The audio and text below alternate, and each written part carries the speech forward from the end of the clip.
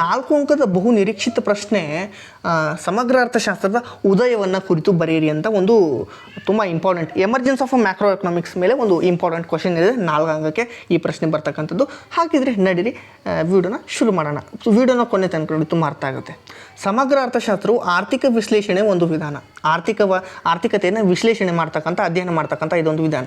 ಚಾರಿತ್ರಿಕವಾಗಿ ಸೂಕ್ಷ್ಮ ಅರ್ಥಶಾಸ್ತ್ರಕ್ಕಿಂತ ಸಮಗ್ರ ಅರ್ಥಶಾಸ್ತ್ರವೇ ಮೊದಲು ಪ್ರಯೋಗಕ್ಕೆ ಬಂದಿತೆಂದು ಹೇಳಬಹುದು. ಸೂಕ್ಷ್ಮ ಅರ್ಥಶಾಸ್ತ್ರಕ್ಕಿಂತ ಇದು ಮೊದಲು ಬಂತು ಅಂತ ನಾವು ಹೇಳ್ಬೋದು. 16ನೇ ಶತಮಾನದಲ್ಲಿಯೇ ವಾಣಿಜ್ಯ ಪಂಥದವರು ರಾಷ್ಟ್ರಗಳ ಸಮಸ್ಯೆಯನ್ನು ಅಧ್ಯಯನ ಮಾಡಲು ಸಮಗ್ರ ವಿಶ್ಲೇಷಣೆ ವಿಧಾನವನ್ನು ಅನುಸರಿಸಿದರು. ಏನು 16ನೇ ಶತಮಾನದಲ್ಲಿಯೇ ರಾಷ್ಟ್ರಗಳ ಸಮಸ್ಯೆಯನ್ನು ಬಗೆಹರಿಸಲು ಈ ಒಂದು ಶಾಸ್ತ್ರವನ್ನು, ಸಮಗ್ರ ಅರ್ಥಶಾಸ್ತ್ರವನ್ನು ಸ್ಟಡಿ ಮಾಡಲಿಕ್ಕೆ ಸ್ಟಾರ್ಟ್ ಮಾಡಿದರು. ಸಮಗ್ರ ಅರ್ಥಶಾಸ್ತ್ರವನ್ನು ವಾಣಿಜ್ಯ ಪಂಥದ ಅರ್ಥಶಾಸ್ತ್ರಜ್ಞರ ಕೃತಿಗಳಲ್ಲಿ ಮೊದಲು ಗುರುತಿಸಲಾಗಿದೆ. ಈ ವಾಣಿಜ್ಯ ಪಂಥದ ಅರ್ಥಶಾಸ್ತ್ರದ ಕೃತಿಗಳಲ್ಲಿ ಗುರುತಿಸಲಾಗಿರ್ತಕ್ಕಂಥದ್ದು. ನಂತರ ಸಾಂಪ್ರದಾಯಿಕ ಪಂಥದ ಅರ್ಥಶಾಸ್ತ್ರಜ್ಞರಾಗಿರ್ತಕ್ಕಂಥ Adam Smith, JCB, David Ricardo ಮುಂತಾದವರು ಸೂಕ್ಷ್ಮ ಅರ್ಥಶಾಸ್ತ್ರದ ವಿಶ್ಲೇಷಣಾ ವಿಧಾನವನ್ನು ಬಳಸಿದರು. ಮೊದಲು ಈ ಸಮಗ್ರ ಅರ್ಥಶಾಸ್ತ್ರ ಬೆಳಕಿಗೆ ಬಂದಿರತಕ್ಕಂಥದ್ದು, ಅದಾದ ನಂತರ ಸೂಕ್ಷ್ಮ ಅರ್ಥಶಾಸ್ತ್ರ ಬೆಳಕಿಗೆ ಬಂತು.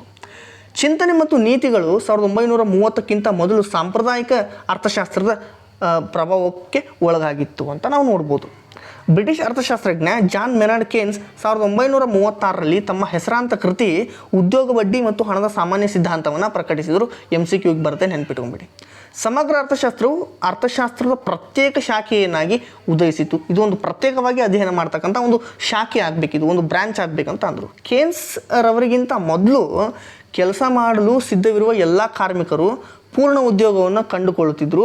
ಎಲ್ಲ ಕಾರ್ಖಾನೆಗಳು ತಮ್ಮ ಪೂರ್ಣ ಸಾಮರ್ಥ್ಯದಲ್ಲಿ ಕಾರ್ಯನಿರ್ವಹಿಸುತ್ತವೆ ಎನ್ನುವುದು ಅರ್ಥಶಾಸ್ತ್ರದ ಪ್ರಬಲ ಚಿಂತನೆಯಾಗಿತ್ತು. ಮೊದಲೇನಾದರೂ ಎಲ್ಲ ಕಾರ್ಮಿಕರು ಪೂರ್ಣ ಉದ್ಯೋಗವನ್ನು ಕಂಡುಕೊಳ್ತಾ ಇದ್ರು, ಒಂದು ಉದ್ಯೋಗವನ್ನು ಕಂಡುಕೊಳ್ತಾ ಇದ್ರು ಅಂತ ತಿಳ್ಕೊಳ್ಳಿ. ಎಲ್ಲ ಕಾರ್ಖಾನೆಗಳು ತಮ್ಮ ಪೂರ್ಣ ಸಾಮರ್ಥ್ಯದಲ್ಲಿ ಕಾರ್ಯ ಮಾಡ್ತಾ ಇದ್ವು, ಕೆಲಸ ಮಾಡ್ತಾ ಇದ್ವು ಎನ್ನುವುದು ಅರ್ಥಶಾಸ್ತ್ರದ ಪ್ರಬಲ ಚಿಂತನೆಯಾಗಿತ್ತು. ಇದನ್ನು ಸಾಂಪ್ರದಾಯಿಕ ಪಥದ ಚಿಂತನೆ ಅಂತ ಕರಿತೀವಿ. ಇದನ್ನ ನೆನ್ಪಿಟ್ಕೊಳ್ಳಿ. ನಾಳೆ ಪಾಯಿಂಟ್ ಎಲ್ಲ ಹಾಕಿ ಬರೀಬೇಕು ನೀವು 4 ಅಂಕ ಕೇಳಿದ್ರೆ. 1929-32 ಮಧ್ಯೆ ಜಗತ್ತಿನ ಮಹಾ ಆರ್ಥಿಕ ಮುಗ್ಗಟ್ಟು ಆಗುತ್ತೆ.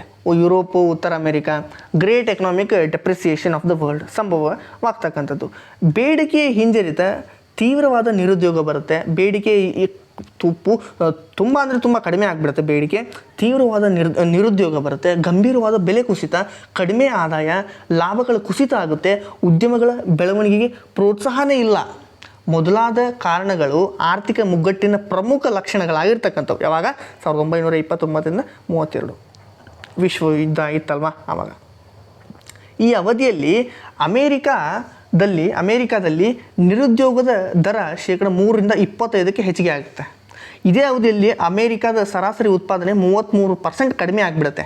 ಈ ಸಮಸ್ಯೆಗಳ ಹಿನ್ನೆಲೆಯಲ್ಲಿ ಸಮಗ್ರ ಅರ್ಥಶಾಸ್ತ್ರಕ್ಕೆ ಅಪಾರವಾದ ಮಹತ್ವ ದೊರೆಯುತ್ತೆ. ಅರ್ಥ ಮಾಡ್ಕೋಬೇಕು ನೀವು ಇದನ್ನು.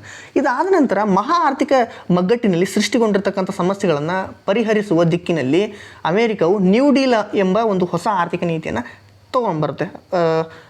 ನಾವು ರಾಜ್ಯಶಾಸ್ತ್ರದಲ್ಲಿ ಓದುವಾಗ ರಾಷ್ಟ್ರ ನಿರ್ಮಾಣದ ಅಗತ್ಯಾಂಶಗಳನ್ನು ಕುರಿತು ಬರೆಯುವರಿ ಆ ಒಂದು ಚಾಪ್ಟರ್ನಲ್ಲಿ ನಿಮಗೆ ನೋಡ್ಬೋದು. ನೀವು ನ್ಯೂ ಡೀಲ್ ಅನ್ನುವಂಥ ಒಂದು ಪದ ಅಲ್ಲಿದೆ, ನೀವು ನೋಡ್ಬೋದು.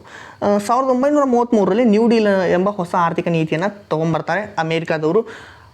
ಸಮಗ್ರೋತ್ಪಾದನೆ, ಒಟ್ಟು ಹೂಡಿಕೆ, ಒಟ್ಟು ನಿರುದ್ಯೋಗ, ಒಟ್ಟು ಆದಾಯ, ಬೆಲೆ ಮಟ್ಟವನ್ನು ಹೆಚ್ಚಿಸುವ ಮೂಲಕ ಅರ್ಥವ್ಯವಸ್ಥೆಯಲ್ಲಿ ಕವಿದಿದ್ದ ನಿರಾಶಾವಾದವನ್ನು ಹೋಗಲಾಡಿಸುವುದು ಈ ನೀತಿಯ ಗುರಿಯಾಗಿತ್ತು.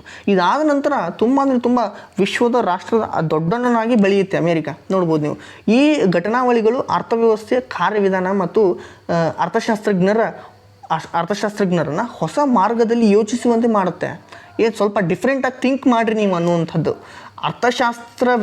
ಅರ್ಥವ್ಯವಸ್ಥೆಯು ಹೊಂದಿರುವ ದೀರ್ಘಕಾಲೀನ ನಿರುದ್ಯೋಗ ಸಮಸ್ಯೆ ಬಗ್ಗೆ ಚಿಂತಿಸುವಂತೆ ಮಾಡಿತ್ತು. ಈ ನಿರುದ್ಯೋಗ ಯಾಕೆ ಬರುತ್ತೆ ಅನ್ನೋದರ ಕುರಿತು ನಾವು ಯೋಚನೆ ಮಾಡಲಿಕ್ಕೆ, ಇದು ನಮಗೆ ಚಿಂತೆ ಮಾಡಲಿಕ್ಕೆ ಹಚ್ಚಿತು. ಈ ನಿಟ್ಟಿನಲ್ಲಿ ಕೇನ್ಸ್ ರವರ ಗ್ರಂಥವು ಒಂದು ಪ್ರಯತ್ನವಾಗಿದೆ. ಅವ್ರದ್ದೊಂದು ಪ್ರಯತ್ನ ಅದು. ಕೇನ್ಸ್ ರವರ ವಿಧಾನವು ಅರ್ಥವ್ಯವಸ್ಥೆಯ ಕಾರ್ಯವಿಧಾನವನ್ನು ಅದರ ಸಮಗ್ರತೆಯಲ್ಲಿ ಪರೀಕ್ಷೆ ಮಾಡುವುದು, ವಿವಿಧ ವಲಯಗಳ ಪರಾವಲಂಬಿಯನ್ನು ಪರೀಕ್ಷಿಸುವ ನಿಟ್ಟಿನಲ್ಲಿ ಪ್ರಯತ್ನ ಮಾಡತಕ್ಕಂಥದ್ದು. ಹೀಗೆ ಸಮಗ್ರ ಅರ್ಥಶಾಸ್ತ್ರವು ಉದಯವಾಯಿತು. ಇಷ್ಟನ್ನು ಬರೆದ್ರೆ ನಿಮಗೆ 4 ಮಾರ್ಕ್ಸ್ ಸಿಗುತ್ತೆ. ನಾನು ಎಲ್ಲ ಪಾಯಿಂಟನ್ನು ಕವರ್ ಮಾಡಿದ್ದೀನಿ. ಇಷ್ಟನ್ನು ನೀವು ಬರಿಬೇಕಾಗುತ್ತೆ. ಇದಿಷ್ಟೇ ಒಂದು ವಿಡಿಯೋದಲ್ಲಿ. ಮತ್ತೆ ಮುಂದಿನ ಒಂದು ವಿಡಿಯೋದಲ್ಲಿ ಸಿಗ್ತಾ ಇದ್ದೀನಿ. ಧನ್ಯವಾದ ಸ್ನೇಹಿತರೆ.